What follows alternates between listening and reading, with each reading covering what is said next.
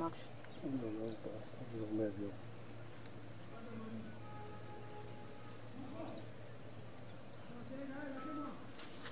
Alors, vidéo 1, deuxième prise, Hélène. Bonjour, chers frères, bonjour, chères sœurs.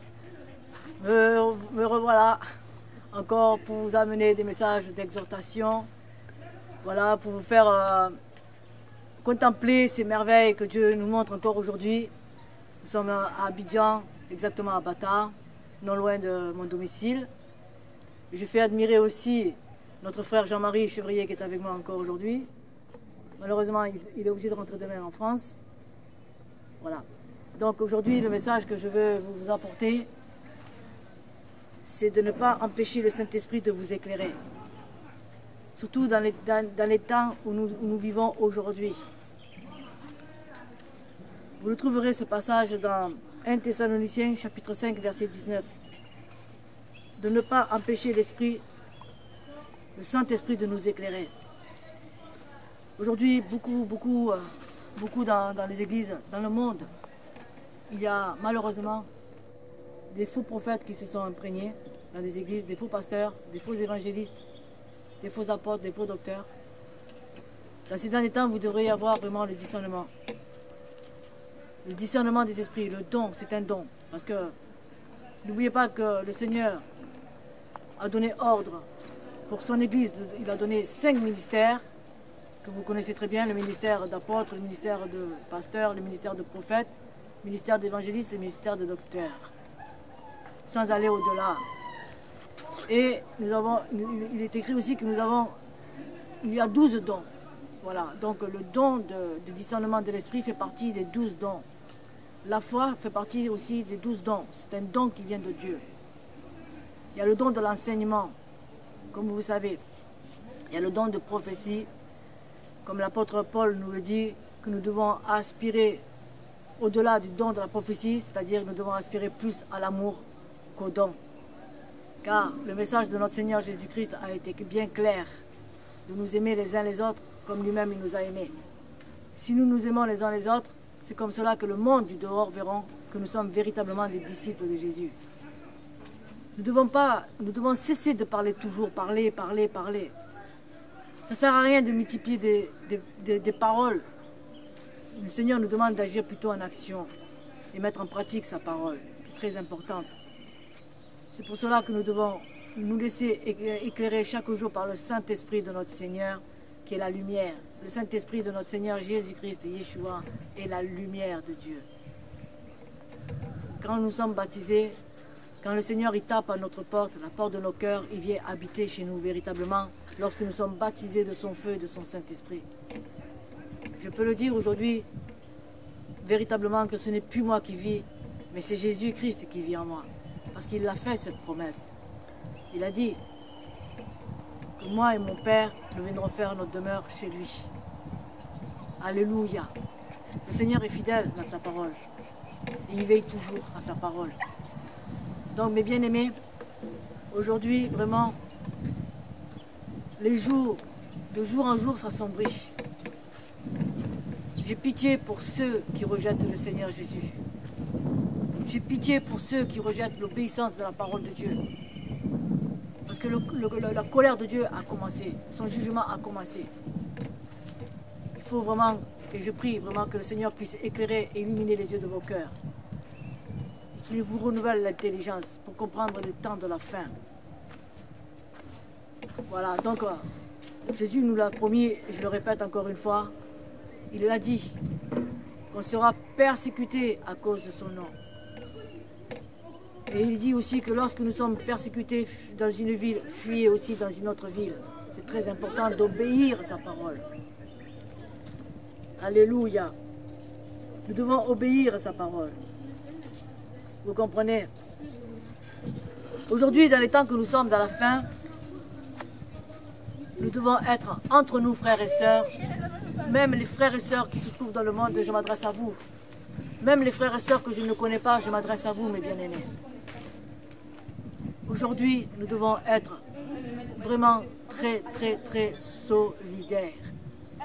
La solidarité, c'est le commandement de notre Maître Jésus-Christ.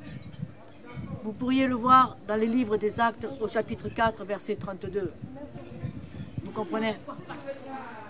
Donc, nous devons être unis par le même esprit, unis d'un même cœur et unis d'un même sentiment avec le Seigneur. Il faut comprendre que l'Église n'appartient pas aux hommes, n'appartient pas aux pasteurs, ni aux prophètes, ni aux apôtres, ni aux docteurs, ni à l'évangéliste. L'Église appartient à notre roi des rois et Seigneur des seigneurs, Yeshua Mashiach, notre Messie, Jésus-Christ de Nazareth. Emmanuel, Dieu avec nous. Alléluia. Il est bon d'être dans la présence du Seigneur. Il est bon aussi d'être dans la présence et d'être unis avec des frères et des sœurs qui sont véritablement sincères avec notre Seigneur, avec notre Dieu, qui ont vraiment la crainte dans le cœur. Nous devons véritablement tourner nos regards vers ceux qui craignent l'Éternel. Alléluia. Alléluia. Je bénis ton nom, Seigneur, pour cette grâce que tu nous fais chaque jour, de répandre ton esprit, de nous renouveler chaque jour. Alléluia. Alléluia, Seigneur.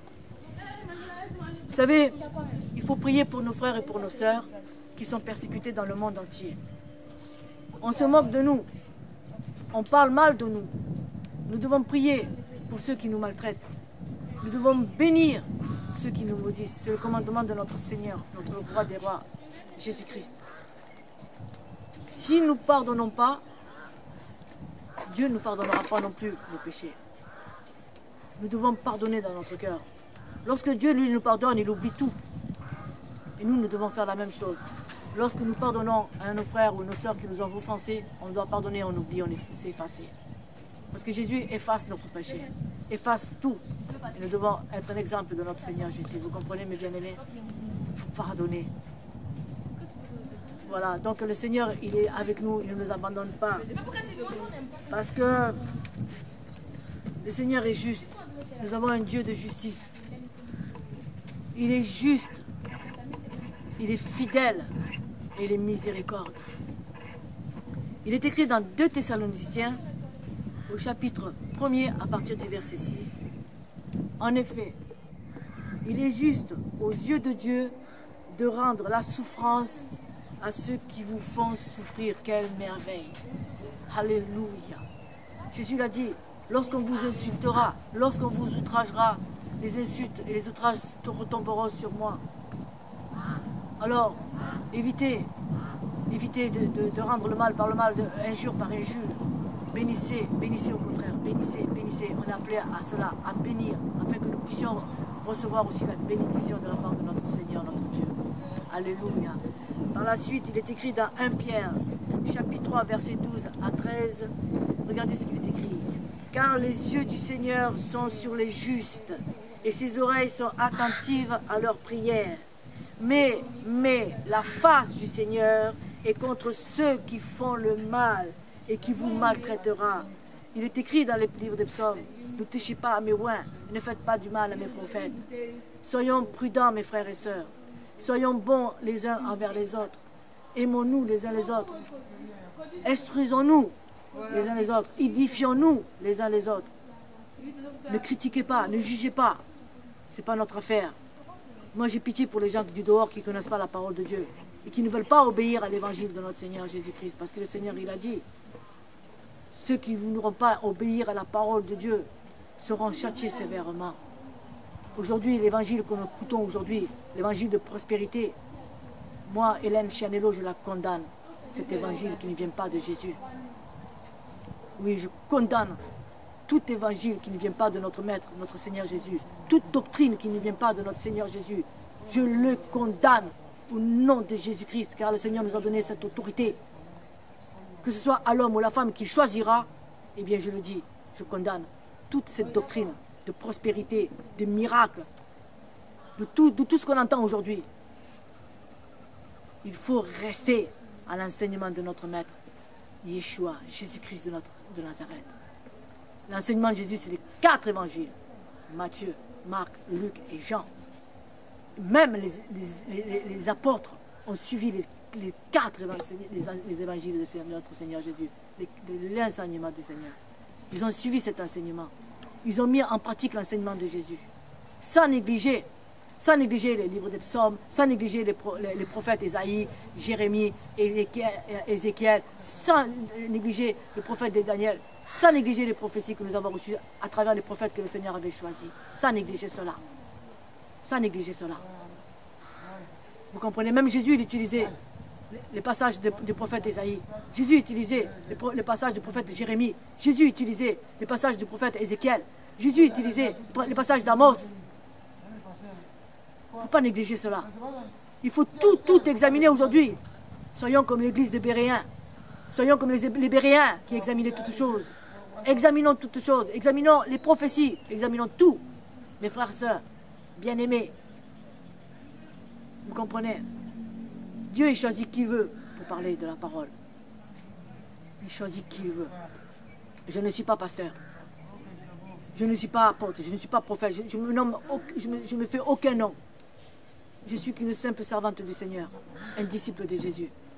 Et je veux que ça s'arrête là. Moi, je ne suis pas du genre aux nominations, aussi à là. Non, non, non, non. Je veux rester vraiment ce que le Seigneur a mis en moi. Le ministère qu'il m'a donné. Je veux vraiment l'honorer et le mettre en pratique, son ministère. C'est de pouvoir sauver les âmes, de pouvoir exhorter, de faire du bien à mes frères et sœurs, à travers la parole, à travers des actes aussi. L'amour qu'il a semé dans mon cœur, qui sème dans mon cœur, nous devons le mettre en pratique, mes bien-aimés. Honorons notre Seigneur, notre Dieu. Que le Seigneur puisse bénir notre cœur, car c'est là qu'il fait son règne. Nous sommes le temple du Saint-Esprit, mes bien-aimés. Et j'espère que ce message vous aura fait du bien. Vraiment, je vous bénis de tout mon cœur et je vous dis à bientôt.